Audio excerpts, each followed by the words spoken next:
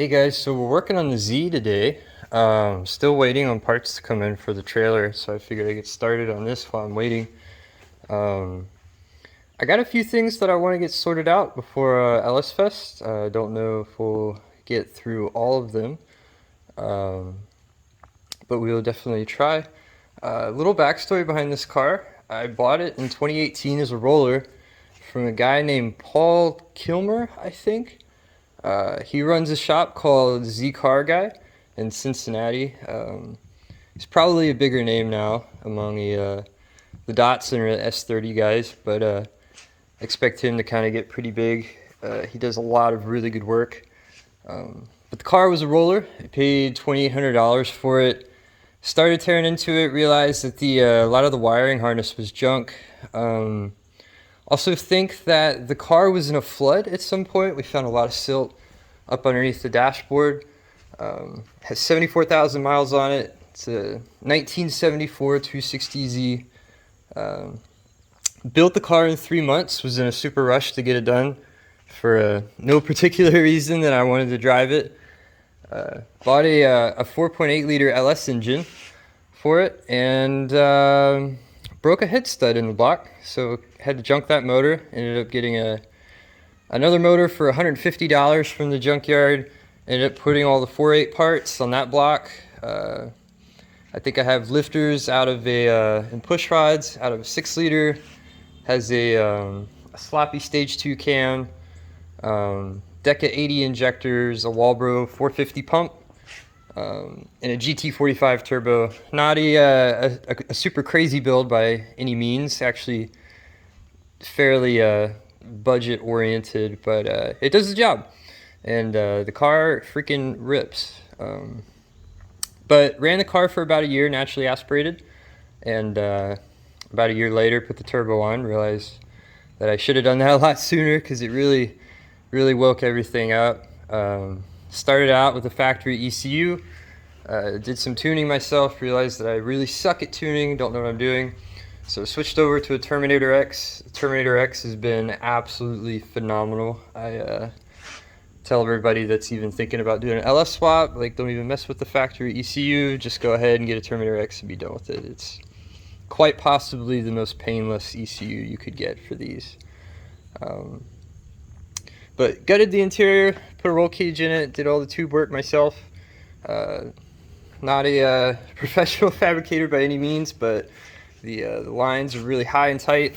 Super happy with how it turned out. We've got 2 down bars in the front, a main hoop, and then the 2 back bars. I know a lot of guys like to run the back bars all the way back to plates back here in the rear, but we're not doing anything too crazy. Not really planning on rolling the car. It's just these things they're built like pop cans, you know. If you're ever in an accident on the road, it would be ugly if you didn't have one.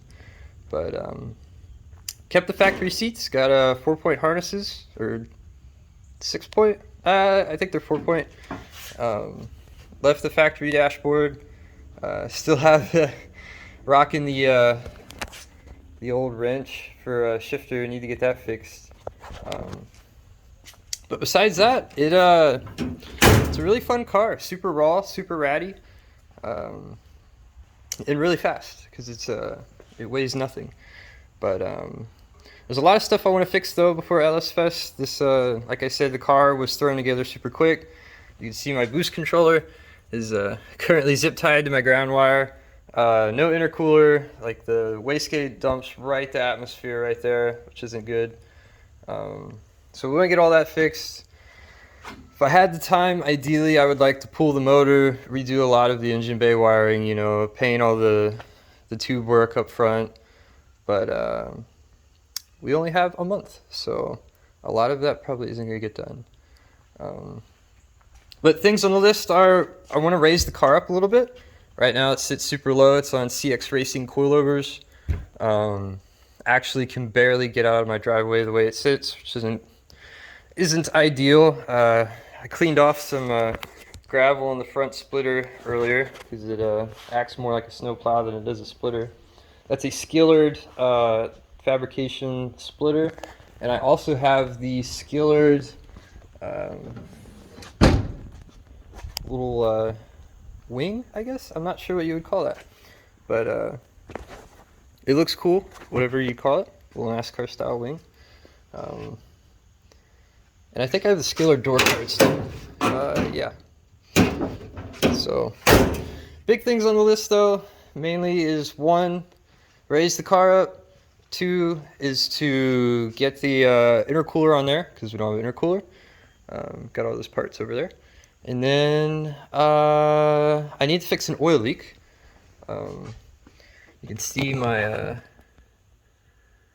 oil pressure sensor there. It's leaking a lot around the base of that T-fitting, which is also the oil feed for the turbo. Doesn't really instill a lot of confidence. So yeah, we're gonna get all those things fixed and take the LS specs and brake stuff. So let's get to work. So before I tear everything apart, I want to give you guys a cold start video real quick, because it probably won't be running for a few weeks. It's kind of has its own little process to start. Have an accessory switch that powers the fuel pump. A lot of my friends say the fuel pump's louder than the car, but then we turn the key backwards. I'll make sure it's in neutral first. Then we turn the key forwards. It gives us all of our gauge cluster power. Right now, none of these work. The wideband's hooked up for the Holly, but we don't have a wideband for the AEM. So it just reads 4.8 all the time, and the boost sensor is disconnected. But we do have our Terminator X gauge cluster. It's kind of hard to see.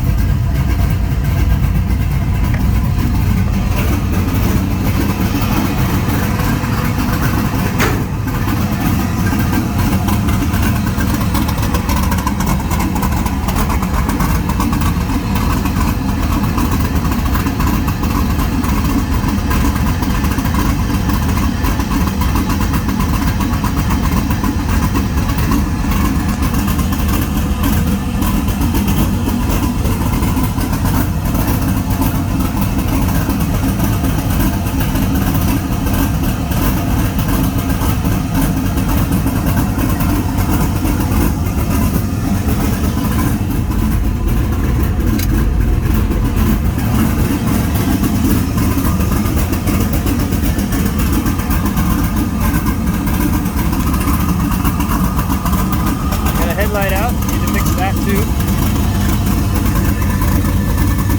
Oh, there it goes.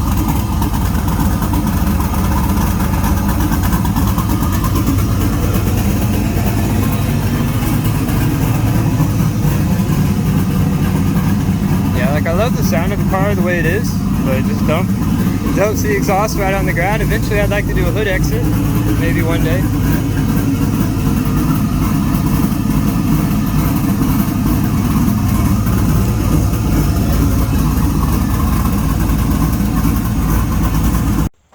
So I'm thinking about putting the intercooler somewhere about right there. Not sure what I'm going to mount it to. It'd be really cool if I could weld some studs to the radiator and be done with it. But I found these brackets in my my junk pile and some bolts, so have to play around with that, see what we come up with. I don't know if I want to mount it right side up or upside down. I feel like upside down would give you a little more room to route the pipes. So I've got a 90 cut already here. The problem is if I put the radiator up like this, you can see that I run into some clearance issues with this headlight bracket. So I'd have to either cut the bracket to run the pipe around, or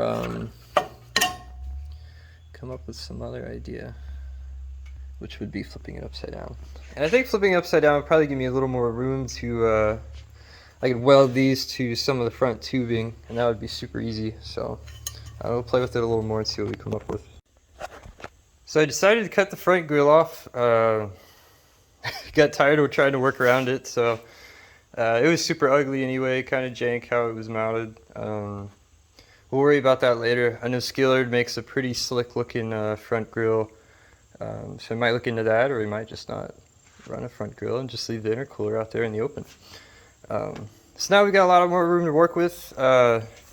Quickly realizing too that I need to go through and fix this wiring because it's super ghetto. I use these splices, which is generally a big no-no. I just wanted to pass inspection when I got the car registered, so I was kind of Hail Married the front wiring here, but it as long as it worked, it is not pretty. So we'll clean that up too while we're in here. But intercooler first. So this is the original charge pipe. You see, super simple, just two 90s of some mild steel 3-inch pipe, and I welded in the air temp sensor and then a bong for the blow-off valve. And this is just a cheap blow-off valve that I got with my GT45 kit from VS Racing. All these components are, I mean, they're eBay components, but I'm not complaining. They've ran maybe 5,000 miles, like a very hard 5,000 miles at that, with absolutely zero issues. This has been one of probably the most reliable cars I've ever owned. So just got to pull that sensor out there, take the blow-off valve off, and then we can retire this old charge pipe. So I got a little bit done off camera. We got the first side of the charge pipes hooked up. Just 390s and a coupler in the middle, that way we can still get the intercooler out if we ever have to. Right now everything's mocked up, still conquering the learning curve that is TIG welding aluminum. Got the welder all set up. Sorry, the bench is kind of a mess, but made a few welds with filler. They're not terribly bad. I need to get a grinder for the tungsten though, because right now I'm just using a see, my grinder's in the vise with the greasy old flap disc in it, and I think it's not doing the tungsten any favors. It puts a nice little point on it, but my arc is traveling up the tip, which is not good.